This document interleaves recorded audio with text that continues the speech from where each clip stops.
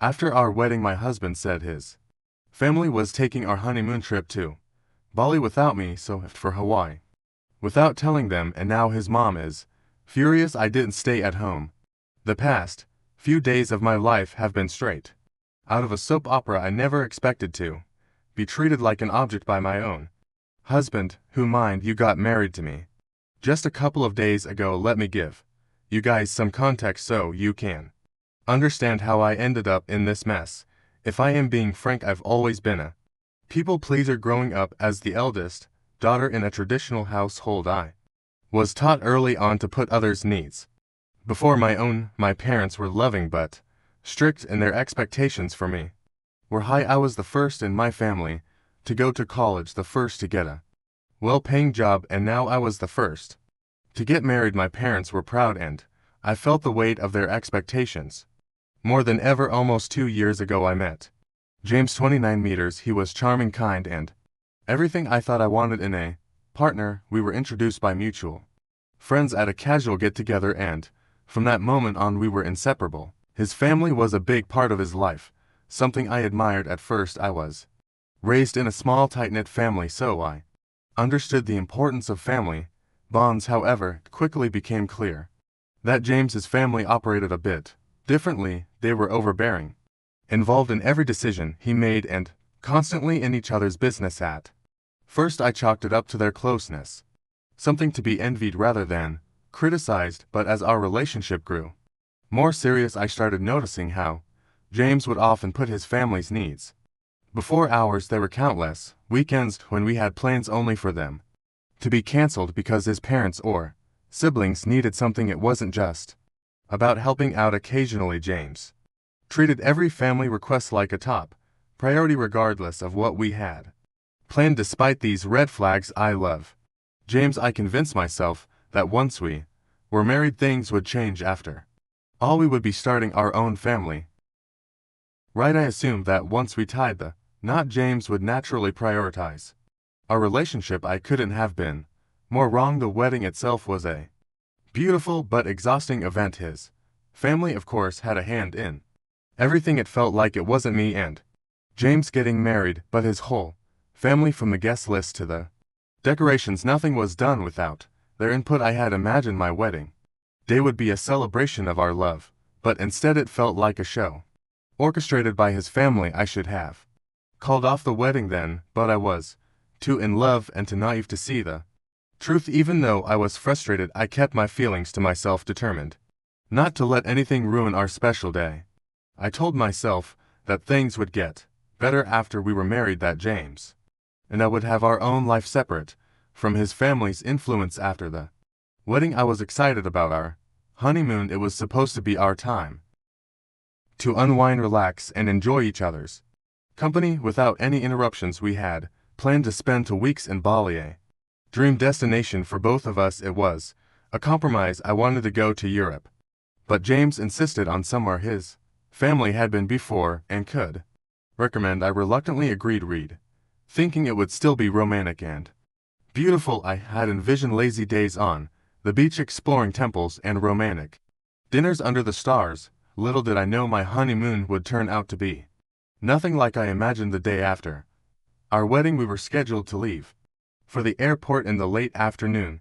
James had been acting a bit off since the night before, but I attributed it to the post-wedding exhaustion. As I was finishing packing, he asked if we could talk. I remember thinking it was a bit odd, but I brushed it off and agreed. We sat down in the living room, and that's when he dropped the bombshell. He told me that his family had decided to turn our honeymoon into a family vacation. His parents, siblings, and even a few cousins would be joining us, but the real kicker was that they didn't think I should come along. According to James, the first was now a part of the family, and as the newest member, it was expected that I stay behind to take care of the household chores while they enjoyed the trip. I looked at James, searching for any sign that he realized how absurd and hurtful this was, but he seemed entirely oblivious. He even smiled slightly, saying that this was a great opportunity for me to bond with his family and show them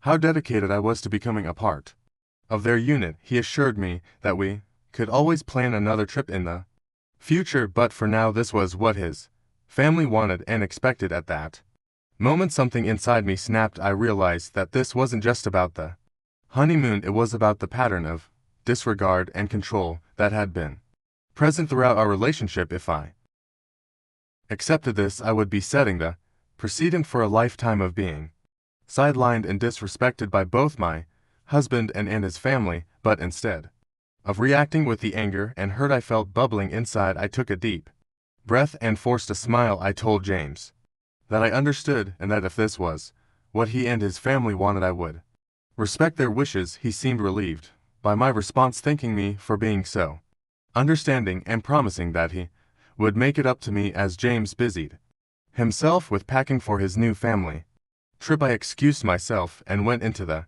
bedroom. I closed the door behind me and allowed myself a moment to process everything. Tears welled up in my eyes, but I refused to let them fall. I knew I had to take control of the situation and make a decision that honored my own needs and self-respect. I thought about where I could go and what I could do to reclaim this time for myself. Then it hit me. My parents own a beautiful vacation home in Hawaii. They had initially offered it to us for our honeymoon, but James had insisted on Bali, saying it was more exotic and adventurous. Now it seemed like the perfect place for me to escape, reflect, and enjoy some much needed peace and solitude. Without wasting any time, I booked a last-minute flight to Maui scheduled to depart that evening. I quickly packed my bags and decided to get away without telling James and his family. Before leaving, I wrote a brief note to James explaining that since he would be enjoying Bali with his family, I had my own chores to take care of. I wished him a pleasant trip and told him we could talk when we both returned. I left the note on the kitchen counter, grabbed my luggage, and headed to the airport. Without looking back, I felt a mix of emotions swirling inside me: anger, sadness, betrayal, but also a profound sense of liberation. For the first time in a long while, I was putting myself first and making a choice that honored my own happiness and well-being. I arrived at my parents' vacation home late at night, greeted by the soothing sound of waves crashing against the shore and the gentle rustling of palm trees in the breeze. The house was cozy and inviting, with large windows that offered breathtaking views of the ocean. I settled in quickly, feeling a sense of comfort and belonging that had been missing for a while. Over the next weeks, I tried my best to forget the fact that I had just gotten married and my husband wasn't around. I treated myself to spa days, indulged in delicious local cuisine, and even took up surfing lessons, a lifelong dream of mine. I also used this time for deep reflection. I thought about my relationship with James, how we had started and how we had ended up in this situation. I realized that I had been so eager to fit into his world and please his family that I had lost sight of my own needs and desires. I had ignored warning signs and compromised on my boundaries, all in the name of love and acceptance. This realization was both painful and empowering, and so I came to a decision: I deserved better than to be treated as an afterthought in my own marriage. I deserved a partner who respected me, valued my feelings, and was willing to prioritize our relationship. I knew then that if James couldn't understand and respect, that I would be better off without him. As my time in Hawaii came to an end, I felt rejuvenated and at peace with my decision. I packed my bags and prepared to return home, ready to confront the situation hidden and stand up for myself. When I landed back home, I turned on my phone to find almost hundreds of messages and missed calls from James and his family. They weren't concerned about my well-being, but downright angry for not doing the job they had given me. James had left multiple voicemails, his tone growing increasingly frustrated with each one.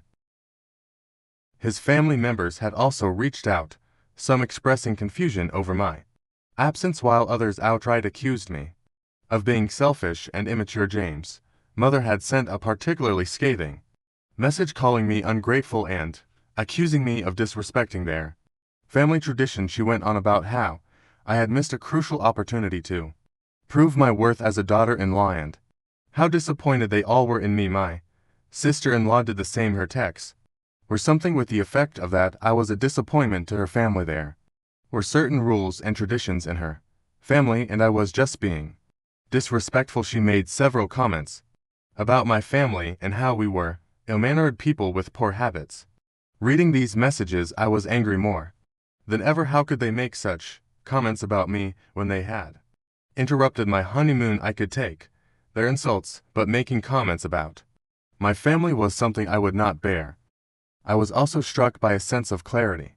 Their reactions only reinforced my belief that I had made the right decision by standing up for myself. I have told my parents to stay out of contact with James and his family for the time being. I haven't told them yet about the whole thing because I didn't want to trouble them. As of now, I'm staying with a friend trying to figure out my next steps. James continues to insist that I apologize and come back home. He says we can work things out if I just learn to prioritize family, but after everything that's happened, I'm not sure I want to so Reddit for going on my own vacation instead of staying home to do chores while my husband went on a family trip during our honeymoon. Update 1. Hi guys, it's been a few days since I posted and I'm overwhelmed by the support and advice from everyone. I've read every comment and it's given me a lot to think about. After my initial post, James called me again, this time sounding more desperate. He said that his family was pressuring him to resolve the situation and that they were willing to forgive me if I apologized. The sheer audacity of that statement nearly made me drop my phone. They would forgive me for what exactly? For not bending to their outrageous demands, for choosing my own happiness. For once I told James that I needed more time to think and hung up before I said something I might regret. I've been staying with my friend who has been an absolute rock through all of this. She's been reminding me daily that I deserve to be treated with respect and that I shouldn't have to prove my worth to anyone, least of all to a family that sees me as a servant. We've spent hours talking through everything and she's been a constant source of support, helping me see things more clearly. After my conversation with James, I reached out to my parents. They were shocked when they heard what happened. My mom, who had been so excited for the wedding, was devastated that this was how things were unfolding so soon after. My dad was livid. They've offered their full support, even suggesting that I move back home for a while to clear my head. The thought is tempting, especially considering the barrage of messages I've been getting from James and his family.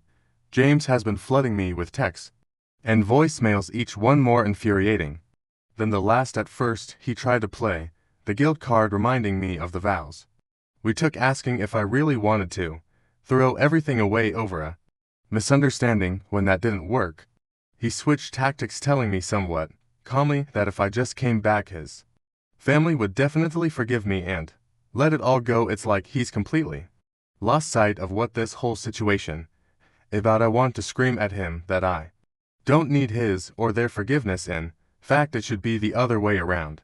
I'm especially enraged with my Mill and Sil because they've taken their harassment to a new level. They've been terrorizing my mom and dad, demanding to know where I am. They created such a scene at my parents' place the other day that the neighbors got involved. My poor mom was beside herself, trying to stay -1 while dealing with their vile accusations. They actually had the nerve to imply that my parents were complicit in ruining their family's reputation. The entire neighborhood was buzzing with gossip. By the end of it, all of this has made me question and what I've gotten myself into. Is this how my life is going to be from now on, running around doing chores and grueling for the approval of James's ungrateful and appalling family?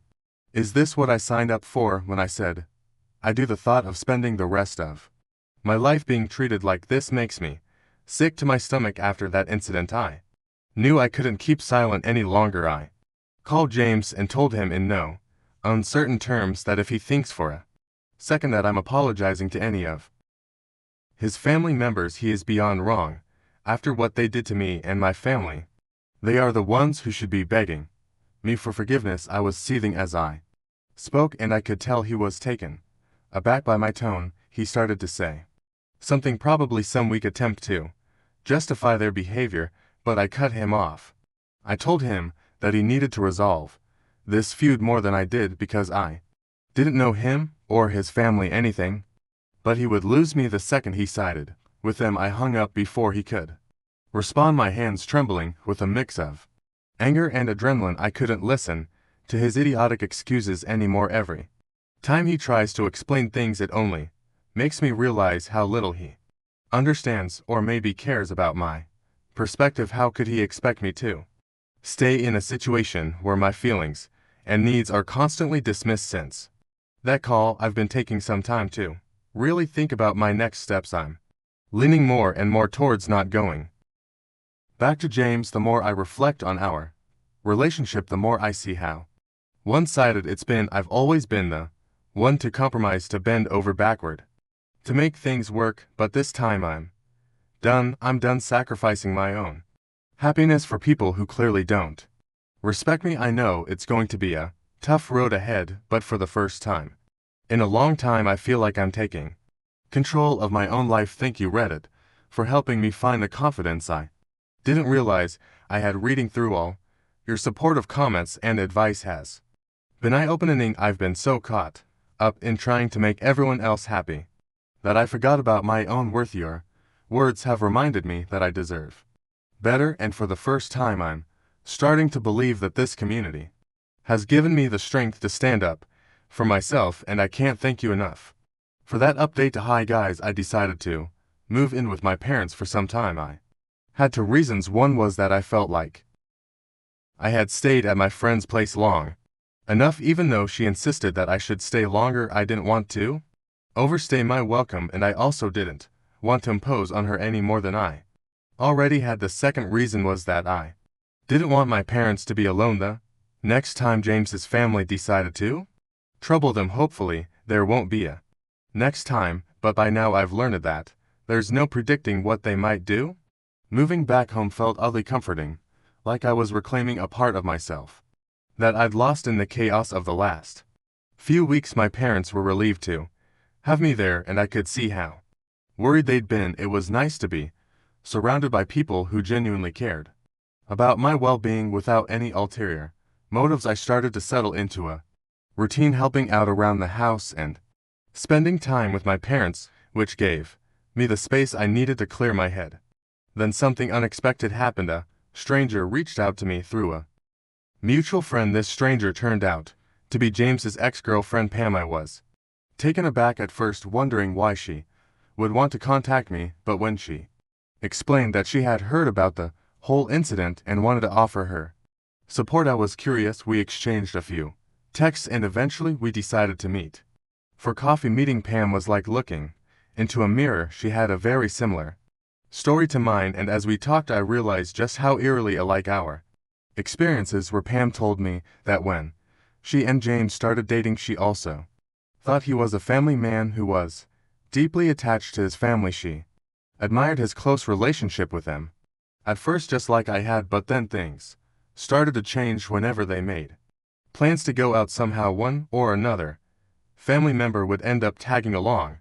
It was never just the two of them, and they had zero privacy. Pam shared a particularly strange incident where they had planned a weekend getaway, something she had been looking forward to for weeks, but then suddenly James's mom claimed she wasn't feeling well. Worried, they took her to the doctor, but there was absolutely nothing wrong with her. It was as if she had faked the whole thing just to keep them from going away together. That's when Pam started to realize that this wasn't just a close-knit family, it was a family that was deeply controlling to the point of being manipulative. Another thing Pam mentioned was how whenever she was invited to family dinners, they expected her to help clean the table and wash the dishes.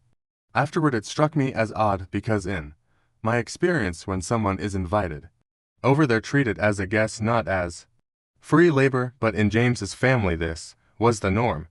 They didn't see Pam as a guest, but as someone who needed to earn her place at the table. She told me about how demeaning it felt, especially when James never stepped in to help or defend her. He just went along with it as if it was completely natural. Pam revealed that all of this was too overwhelming for her. She tried to talk to James about it, hoping he would understand and set some boundaries with his family, but James wasn't willing to hear her out. Whenever she tried to express her feelings, he turned it around on her, accusing her of not putting in enough effort, of not understanding how important family was to him. Pam tried to make it work for a while, but eventually she realized that nothing was going to change. James was too entrenched in his family's dynamics to ever truly prioritize his relationship with her. As I listened to Pam, I felt a deep sense of validation. Everything she described echoed what I had been going through. It was like James had a pattern, pulling women into his life only to suffocate them under the weight of his family's expectations. The more Pam talked, the more I realized that my situation was never going to improve. If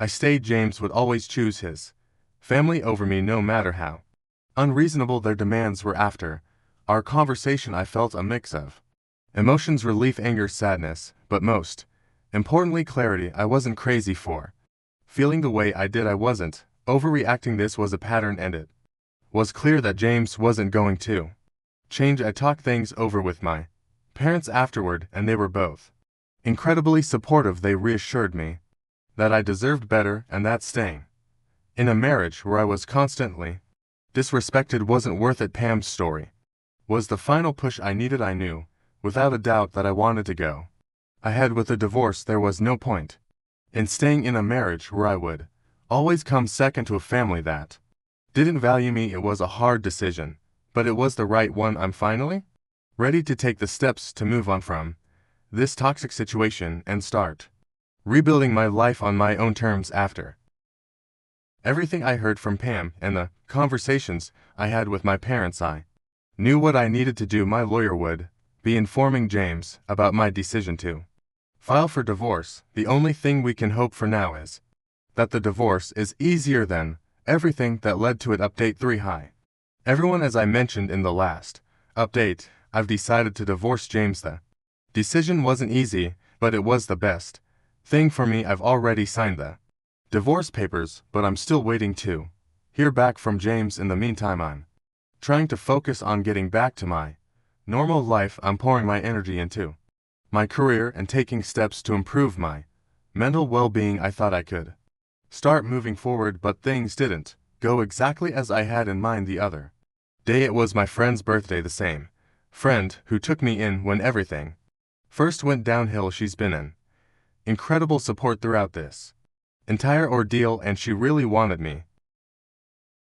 at her party. To be honest, I was a little hesitant to go. The idea of facing everyone after all that had happened was daunting. I was terrified of the whispers and judgment, knowing that people were, or I got married and then decided to divorce in a span of about a month. It felt like the whole world was watching, waiting to see how I'd handle the embarrassment. But then I realized that if I hid now, I'd end up hiding forever. I couldn't let the fear of what others might think control my life, so I decided to go. At first, it was all going well. People were much more understanding than I'd expected, and to my relief, no one seemed overly interested in my personal drama. The atmosphere was light, and for the first time in weeks, I allowed myself to relax and enjoy the company of friends. It felt good to be out and about, to feel like a normal person again, even if just for a little while. But then, when I was starting to feel like things might be okay, I saw James storm into the venue. My heart sank, and I froze on the spot. This was the last place I expected to see him, and the sight of him sent a wave of panic through me. How did he even know where I was? As soon as James spotted me, he made a beeline in my direction, his face twisted with anger. He didn't waste any time before launching into a tirade, demanding to know how I could do this to him. I tried to maintain my composure and put on my strongest face. I calmly asked him what he meant. Was I not allowed to attend my friend's birthday party now? But my response only seemed to provoke him further. He started making a scene, lecturing me in front of everyone about how I was destroying our sacred bond. In any other situation, I might have laughed at that comment, given how little he'd done to defend our marriage when it really mattered. What was sacred about a husband who stood by silently while his wife was disrespected and belittled by his family. I told him I didn't want to have any sort of conversation with him, especially not here at my friend's place. During her birthday party, I tried to walk away, hoping to de-escalate the situation, but James wasn't having it. He followed me, his voice getting louder and his words more erratic. Just when I thought things couldn't get worse, one of the guys at the party stepped in. He calmly but firmly told James to back off and let me be. That's when James completely lost it. He didn't take the guy's intervention kindly and suddenly began screaming that I was cheating on him. He accused me of rushing into the divorce because I was having an affair. The accusation was so absurd that for a moment I didn't even know how to respond, but James wasn't done. He lunged at the guy who had defended me, shouting in his face, demanding to know if we were having an affair. It was like watching a switch flip in James's head. He had gone from being angry and hurt to completely irrational. I was stunned. James knew that I didn't even know this guy well. He was just a friend of a friend, someone I'd barely spoken to before that night, but that didn't seem to matter to James. He was out of control, lashing out at anyone and anything in his path. His behavior was erratic, unhinged even, and it scared me. The party came to a screeching halt as people rushed to pull James away before things could get physical. My friend was in tears,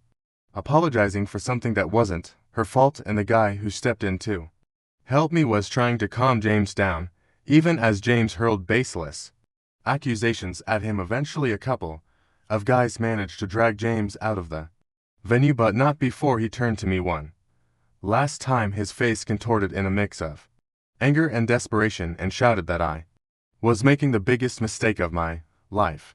As soon as he was gone, I felt the weight of what had just happened hit me like a ton of bricks. I was shaken, embarrassed, and more than a little scared. This was the man I had married, the man I had once thought I'd spend the rest of my life with, and now he was a stranger, someone I couldn't recognize or reason with. The realization that this was who he truly was underneath all the charm and the facade was heartbreaking. After the whole scene at the party, I felt an overwhelming sense of guilt. I couldn't stop apologizing to my friend and the guy who had come to my rescue. They both assured me repeatedly that none of this was my fault, that I had nothing to apologize for, but I couldn't shake the feeling that if I hadn't been there, everything would have been okay. My friend's birthday would have gone smoothly without the drama James had caused. She hugged me tightly and told me that when everything settled down, we'd laugh about that day in the future. But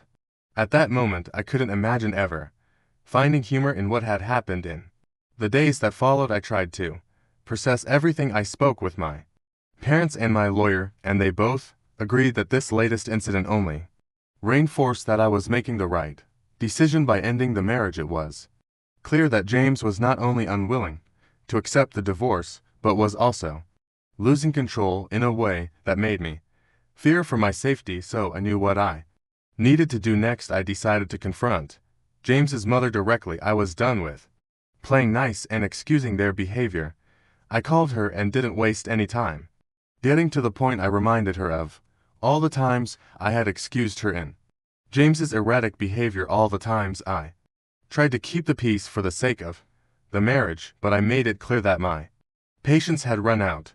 I told her that if James or any member of their family continued to harass me, my next step would be filing a restraining order. I could practically hear her seething over the phone, but I didn't back down. I reminded her of how much they bragged about James's prestigious and up-class job, and I pointed out that he'd lose it in a heartbeat if word got out that his wife had to file a restraining order against him. That got her real quiet real fast. I wasn't done though. I told her that it was in everyone's best interest that James signs the divorce papers and let this go. Unlike them, I had plenty of evidence to take them to court if they pushed me any further, and after everything I'd been through, I wouldn't hesitate to use it. There was a long pause on the other end of the line, and when she finally spoke again, her tone had completely changed. She tried to suggest that we could all sit down and work things out, but I cut her off. There was nothing left to work out. This marriage was over, and the sooner they accepted that the better it would be for everyone. I hung up feeling a strange mix of satisfaction and exhaustion. It was a relief to finally stand up to them too, make it clear that I wasn't going to be pushed around anymore. Very soon after that phone call, James signed the divorce papers. It was almost as if the threat of losing everything he and his family held dear finally forced them to face reality. My lawyer is now handling all the paperwork, and I've begun the process of officially closing this chapter of my life for the first time in it feels like an eternity. Things have quieted down. I want to thank all of you here for your support as well. When I first posted